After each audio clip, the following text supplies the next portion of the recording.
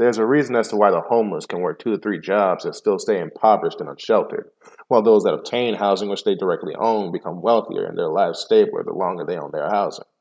There's a reason as to why the American dream, and furthermore the hope for the future of many Americans, is to own the business that produces your own goods, and to become that much closer to self-sufficiency through the ownership of your own production and the fruits of your labor.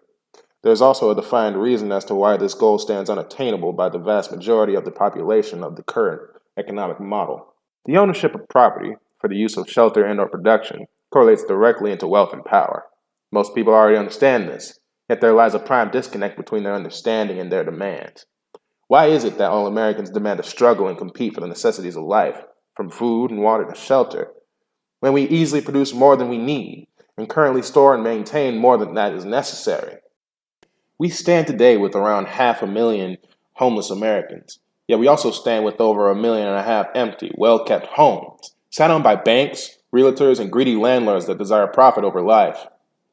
The average American is taught by their society and educational system that currency decides all things, that a lump sum of cash is more appreciated than a home, a car, a farm, or a business. Yet that lump sum will never satiate as many necessities and desires as those properties, nor afford said people stability and control over their needs in society. This teaching is a lie created to maintain the working class as a subservient workforce. When the rich demand power, they do not merely demand lump sums of cash. They demand the properties of their opponents, things which create power and wealth, because they understand that the power of cash is as finite as their arbitrary value, while property's real value is the amount of power it can produce and the amount of control it affords over the owner's needs and desires.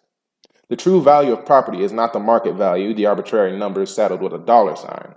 The true value of property is the control over needs and desires, which exponentially increases over the course of time and development.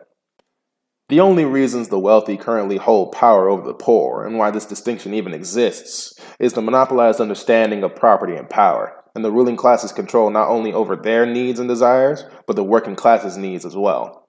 This understanding is as simple as who decides what goods and services get produced, where they get distributed, what gets researched, what needs get satiated, who gets to eat, who gets to starve, and what government policies get passed to achieve further centralized control over the needs of the masses. So why is it that Americans do not solely and totally own their housing, if they have housing at all? Because there is power in owning the rooms which you and your family sleep and eat in.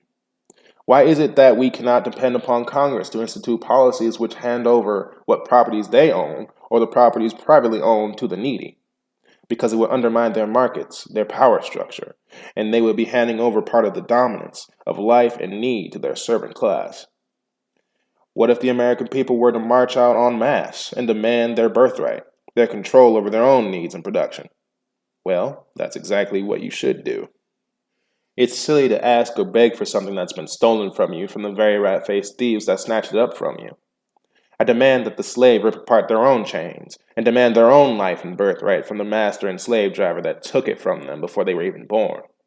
I demand that we no longer trudge about like mindless zombies begging for our basic necessities while our masters become fat off the decadent foodstuffs and advancements that they monopolize for themselves, while their slaves die of starvation, disease, homelessness, and the monolith of competition for competition's sake.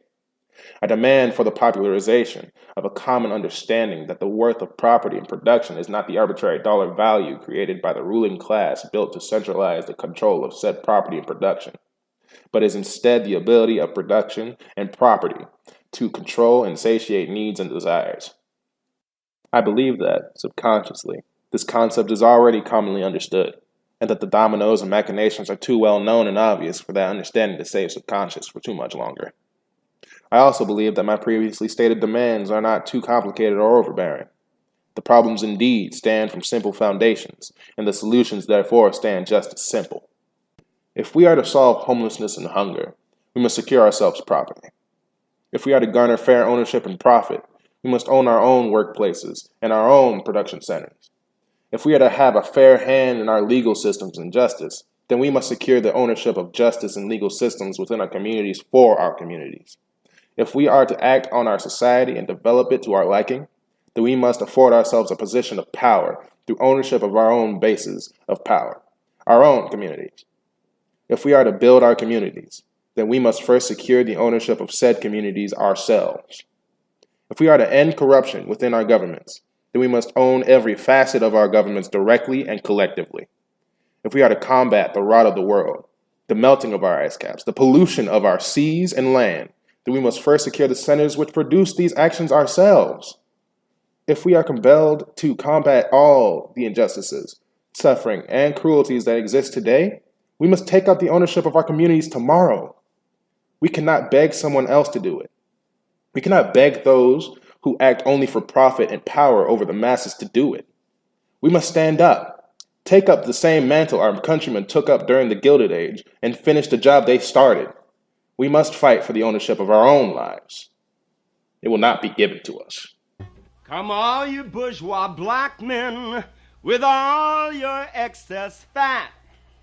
A few days in the county jail will sure get rid of that.